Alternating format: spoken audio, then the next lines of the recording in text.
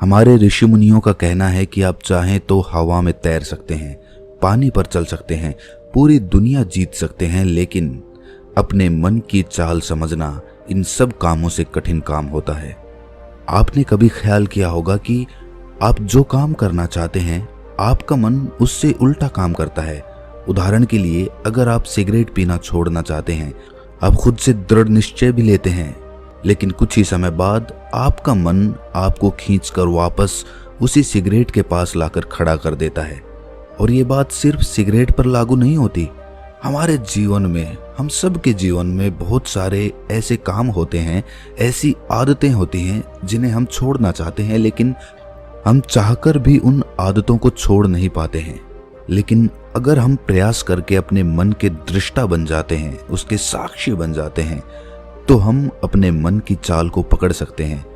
और अगर एक बार हमें अपने मन की चाल पकड़ में आ जाए तो फिर हम कोई भी आदत छोड़ सकते हैं, या फिर इसके उलट कोई भी आदत अपना सकते हैं, जैसे कि ब्रह्म मुहूर्त में उठने की, या फिर कोई भी ऐसा काम जिसे करने में हमें आलस्य आता है, क्योंकि हमारी आदतों के पीछे मूलभूत बिंदु हमारा मन ही होता है और हम उसे ही नज़रअंदाज करके चलते रहते हैं और बाद में पछताने के सिवाय हमारे पास कोई चारा नहीं बचता।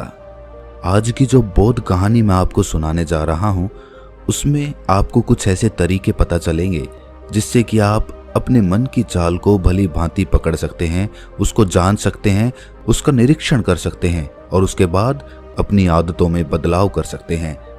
एक बार एक वाचाल शिष्य एक गुरु के आश्रम में शिक्षा ग्रहण करने के लिए आया हुआ था। वो शिष्य अपने गुरु की बात कम सुनता था, लेकिन अपनी बात बताने में वो बहुत उत्सुक रहता था। एक दिन गुरु ध्यान पर चर्चा कर रहे थे। ध्यान किस प्रकार किया जाता है और ध्यान का क्या महत्व होता है, इसी पर चर्चा चल रही थी। आश्रम के सभी शिष्य मौन होकर अपने गुरु की बातों को सुन रहे थे। गुरु उनको समझा रहे थे कि आप किसी भी प्रकार का ध्यान करते हो, लेकिन ध्यान की गहराइयों में जाने के लिए आपको अपने मन के अंदर प्रेम जागृत करना होगा। ध्यान करते समय आपको निरंतर अपने मन का निरीक्षण करना होगा कि आपके मन के अंदर किस प्रकार के विचार आते हैं। गुरु अपनी बात पूरी कर पाते इससे पहले ही वो वाचाल शिष्य बीच में ही बोल पड़ा। उसने कहा, गुरुजी, मैं बहुत दिनों से अपने मन का निरीक्षण कर रहा हूँ। मैं हर आने जाने वाले विचार को बड़ी गहराई से देखता हूँ, समझता हूँ, लेकिन उसके बावजूद मेरे मन की आदतों में कुछ बदलाव नहीं आ रहा है।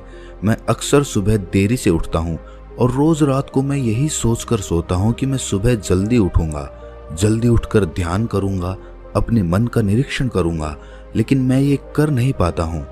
मैंने अपने साथी शिष्यों से भी इस बारे में चर्चा की, लेकिन उनके पास भी इसका कोई जवाब नहीं है। इस आश्रम में कोई एक दूसरे से बात ही नहीं करना चाहता। सब लोग चुपचाप रहते हैं, कोई चर्चा नहीं होती। ऐसे हम अपने मन को कैसे समझ पाएंगे, उसका निरीक्षण कैसे कर पाएंगे? जब तक हम अपने मन के विचारों का, अपने मन की आदतों का एक दूसरे के सामने जिक्र नहीं करेंगे, उसकी चर्चा नहीं करेंगे, उस पर बहस नहीं करेंगे, तब तक हम चुप रहकर अपने मन को कैसे समझ पाएंगे? कृपया करके इन सभी शिष्यों को समझाने की कृपा करें कि कम से कम एक दूसरे से अपने मन की बात साझा तो करें। उनके मन में क्या विचार चलते हैं, ध्यान में उनके अंदर क्या बदलाव आता है, वो क्या महसूस करते हैं ध्यान करते वक्त। कम से कम आश्रम में इन बातों की तो चर्चा होनी चाहिए। गुरु ने उस वाचाल शिष्य से पूछा कि तुम दूसरों के मन की बात क्यों जानना चाहते हो? उससे तुम्हारा क्या फायदा होगा? क्या तुम्हें आत्मनिरीक्षण करने के लिए दूसरे के मन के विचार जानना जरूरी है? उनके मन में क्या चलता है, इससे तुम्हारा क्या फायदा होगा? क्या तुम मुझे इस बात का उत्तर दे सकते हो? वाचाल शिष्य ने अपने गुरु से इस प्रकार के उत्तर की अपेक्षा नहीं की थी। उसने सोचा कि बात तो गुरुजी ठीक कह रहे हैं, इससे मेरा क्या फायदा होगा? अगर मैं दूसरे के मन की बात जान भी लूंगा या फिर दूसरों के सामने अपने मन की बात बता भी दूंगा, तो उससे मेरा क्या फायदा होगा? क्या मैं अपने मन को समझ पाऊंगा? वो वाचाल शिष्य अपने ही द्वारा किए गए प्रश्न में उलझ चुका था। उसके पास इसका कोई उत्तर नहीं था, लेकिन फिर भी उसने दूसरे शिष्यों के सामने अपनी बात को ऊंचा दिखाने के लिए गुरुजी से कहा कि गुरुजी, अगर हमें ये पता चल जाएगा कि दूसरे के मन में क्या विचार चलते हैं और उन विचारों का वो ध्यान में जाकर किस प्रकार निरीक्षण करते हैं, तो इससे तो हमें भी ध्यान लगाने में आसानी रहेगी। हम भी अपने ध्यान में उसी प्रकार अपने विचारों का निरीक्षण कर पाएंगे, अपने मन को समझ पाएंगे। क्या आपको नहीं लगता कि गहरा ध्यान लगाने के लिए किन बातों का ध्यान रखा जाए, किस प्रकार अपने मन का निरीक्षण किया जाए, इस बात की चर्चा करने से दूसरे शिष्यों का भी भला हो सकता है। गुरुजी ने उससे पूछा कि मान लो कोई शिष्य गहरा ध्यान लगा पाता है और अगर वो तुम्हें अपनी मनोदशा बता भी दे कि किस प्रकार वो अपने मन का निरीक्षण करता है, अपने विचारों का निरीक्षण करता है, तो तुम्हें क्या लगता है कि ये जानकर तुम भी गहरे ध्यान में उतर पाओगे? अगर तुम ऐसा सोच रहे हो तो मैं तुम्हें एक बात बता दूं कि तुम अपने ही मन के बनाए हुए जाल में खुद फंस जाओगे। अगर तुम्हें कोई ऐसी प्रक्रिया पता चल गई कि गहरे ध्यान में किस प्रकार प्रवेश किया जाता है, तो तुम्हारा मन उसी प्रक्रिया का अनुसरण करने की कोशिश करेगा। तुम वर्तमान में उपस्थित होकर अपनी मनोदशा नहीं समझ पाओगे, बल्कि तुम्हारा मन तो उस प्रक्रिया के विचारों में उलझा रहेगा। तुमने अपने मन को एक काम दे दिया करने के लिए और तुम्हारा मन उसी काम को करता रहेगा। तुम भी उस काम में सम्मिलित हो जाओगे, तो तुम अपने मन का निरीक्षण किस प्रकार कर पाओगे? क्योंकि तुम तो खुद अपने मन के साथ सम्मिलित हो गए, तुम तो खुद अपने मन के साथ एक हो गए। गुरुजी ने बताया कि तुम अपने मन को तभी समझ सकते हो जब तुम अपने मन से अलग हटकर अपने मन को देख पाओ, अपने मन की चाल को दूर से खड़े होकर समझ पाओ। जिस भी विषय को या जिस भी चीज को तुम्हें समझना हो, तुम्हें उसे अलग होकर देखना होगा। अगर तुम उसके साथ एक हो गए तो तुम उसको कभी नहीं समझ पाओगे, तुम उसके साथ सम्मिलित हो जाओगे। जिस प्रकार तुम अपने विचारों को समझने की कोशिश करते हो, लेकिन विचारों को समझते समझते तुम अपने ही विचारों में खो जाते हो, कभी अनुभव किया है तुमने? शिष्य ने हाँ में सर हिलाते हुए कहा कि गुरुजी, जब भी मैं अपने विचारों का निरीक्षण करने लगता हूँ तो ऐसा ही होता है, मैं अपने ही विचारों में खो जाता हूँ। कुछ समय बाद मुझे ध्यान में आता है कि मैं अपने विचारों का निरीक्षण कर रहा था, तो उसके बाद मैं फिर से अपने विचारों का दृष्टा बन जाता हूँ, उनका साक्षी बनने की कोशिश करने लगता हूँ। लेकिन कुछ समय बाद मैं फिर से अपने विचारों के साथ एक हो जाता हूँ। गुरुजी ने सभी शिष्यों को समझाते हुए कहा कि जिस प्रकार एक गुस्से से भरा हुआ आदमी कभी भी अपने गुस्से का निरीक्षण नहीं कर पाता, क्योंकि वो खुद अपने गुस्से के साथ एक हो जाता है, वो अपने गुस्से को ही अपना अस्तित्व मान लेता है और इसीलिए वो ये कभी नहीं देख पाता कि ये गुस्सा उसके मन को किस प्रकार प्रभावित कर रहा है, किस प्रकार ये गुस्सा उसके मन को दुखी कर जाएगा। वो कभी नहीं देख पाएगा, क्योंकि उसके पास वो कला नहीं है कि वो अपने गुस्से को अपने से अलग करके देख पाए। इसी चीज के लिए सारे अभ्यास बने हुए हैं, ताकि तुम सिर्फ एक दृष्टा, एक साक्षी बनकर सभी चीजों को उसके परिपूर्ण, उसके असली स्वरूप में देख पाओ। और जब तुम सभी चीजों का, सभी विचारों का असली स्वरूप देख लेते हो, तब तुम्हें उसकी अनित्यता पता चलती है। तब तुम्हें पता चलता है कि ये सब आने जाने वाली चीजें हैं, लेकिन चेतना, कॉन्शियसनेस, वो हमेशा इंसान के साथ रहती है। वो दृष्टा, वो साक्षी जो उसको देख रहा है, वो हमेशा जीवित रहता है, वो कभी नहीं मरता, वो नित्य है। और वही चेतना होती है। चेतना किसी भी चीज से कभी भी बंधी हुई नहीं होती। चेतना तुम्हारा होश है। दूसरी चीजों को उनके स्वरूप में देख पाने की कला तुम्हें तुम्हारी चेतना से ही मिलती है।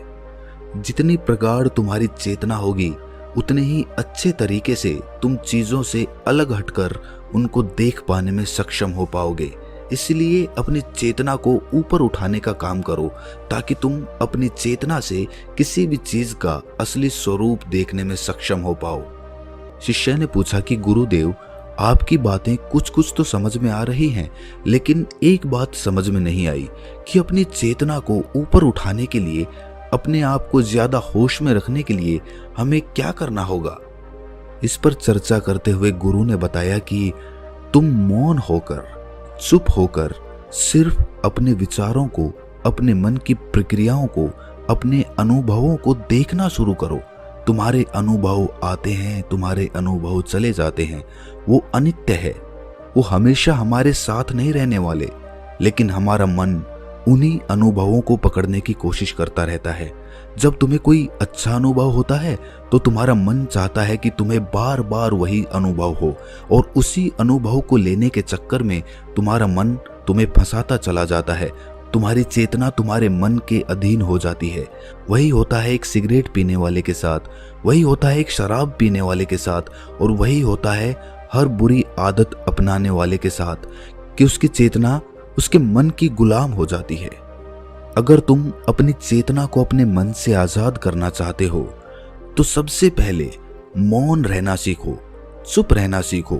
तुम्हारे ज्यादा बोलने की आदत, दूसरों से उनके अनुभव सुनने की आदत तुम्हारे मन को और ज्यादा भर देगी। लेकिन अपनी चेतना को आजाद करने के लिए तुम्हें अपने मन को खाली करना सीखना होगा। जब तुम अपने मन को खाली करोगे तब तुम्हें अपनी चेतना का असली स्वरूप दिखाई देगा। तब तुम्हें पता चलेगा कि मौन रहकर, चुप रहकर अपनी चेतना को कैसे ऊपर उठाया जाए, कैसे हमेशा चैतन्य रहा जाए। चैतन्य रहना ही हमारा असली स्वरूप होता है, लेकिन हम उसे भूल चुके हैं अपने मन के अधीन होकर। इसीलिए अपनी चेतना को अपने मन से छुटकारा दिलाना होगा। इसके लिए तुम चुप रहकर अपने मन के विचारों को देखना शुरू करो, उसके अनुभवों को महसूस करना शुरू करो। जब तुम अपने मन के साक्षी हो जाते हो, अपने मन के दृष्टा हो जाते हो, उसे देखने वाले हो जाते हो, तब तुम्हें पता चलता है कि तुम्हारे मन में एक विचार जाता है तो दूसरा आ जाता है, दूसरा जाता है तो तीसरा आ जाता है। और इस प्रकार जिस तरह सड़क पर भीड़ चल रही होती है, लोगों का हुजूम चल रहा होता है, एक आदमी जाता है तो दूसरा आता है, दूसरा जाता है तो तीसरा आता है, उसी प्रकार हमारे मन की भूमि में अनेकों अनेक विचार आते और जाते रहते हैं। लेकिन धीरे धीरे हम उनसे जुड़ते नहीं हैं, उनके साथ बहने नहीं लग जाते, उनके साथ खो नहीं जाते, बल्कि उनको साक्षी होकर बस देखते रहते हैं। और देखते देखते धीरे धीरे वो सभी विचार विलीन होने लगते हैं, और उसके बाद हमारे मन की भूमि पूरी तरह से खाली हो जाती है। और अब हमें पहली बार अपने चैतन्य होने का पता चलता है। हमें पता चलता है कि हमारी चेतना ही हमारा असली आनंद है, वही हमारा स्वरूप है। और उसके लिए अपने मन की भूमि से खरपतवार हटानी जरूरी होती है। उसके लिए मेहनत नहीं करनी, बस उन विचारों को देखते रहना है। एक विचार जाता है तो दूसरा आता है, दूसरा जाता है तो तीसरा आता है।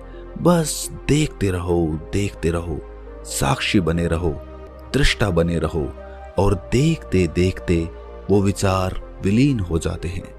लेकिन इसके लिए तुम्हें चुप रहकर अभ्यास करना होगा। चुप रहकर अपने विचारों का आत्मनिरीक्षण करना होगा, अपने मन की भावनाओं को समझना होगा। कब तुम्हें गुस्सा आता है, कब तुम्हें खुशी होती है, उसे अलग खड़े होकर देखना होगा। जब भी हमें गुस्सा आता है या खुशी होती है या किसी से घृणा होती है तो हम तत्क्षण उत्तेजित हो जाते हैं, और उत्तेजना की वजह से ही हम उन भावनाओं को अलग होकर देख नहीं पाते हैं।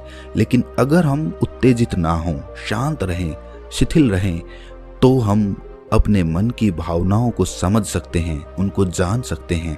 और जब हम अपने मन की भावनाओं को जानने लगते हैं तब हमें पता चलता है कि कोई भी भाव हमेशा नहीं रहता। एक भाव जाता है तो दूसरा चला आता है। खुशी हमेशा नहीं रहती, दुख हमेशा नहीं रहता, गुस्सा हमेशा नहीं आता, घृणा हमेशा नहीं होती। जब इन बातों को हम समझने लगते हैं तो ये सारे भाव हमारे अंदर से विलीन होने लगते हैं, और सिर्फ एक प्रेम, एक आनंद हमारे अंदर बच जाता है। उसे ही हम परमानंद कहते हैं, और वही हमारा असली स्वरूप होता है। इसीलिए अपने मन की चाल में तुम खुद मत फंस जाना। अपने मन की चाल को दूर खड़े होकर बस देखते रहना, और देखते देखते वो चाल, तुम्हारा मन पूरी तरह से विलीन हो जाएगा। और जब कोई मन नहीं बचेगा तभी हम हर चीज में अपना मन लगा सकते हैं, हर काम को पूरे ध्यान पूर्वक कर सकते हैं। असल में मन का विलीन होना ही ध्यान में प्रवेश होता है।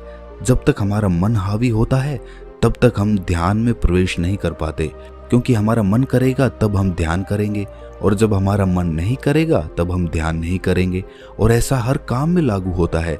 लेकिन एक बार अगर हमारा मन विलीन हो जाता है तो हम हर काम में ध्यान लगा सकते हैं और ध्यान ही हमारा असली स्वरूप बन जाता है, वही चेतना बन जाती है।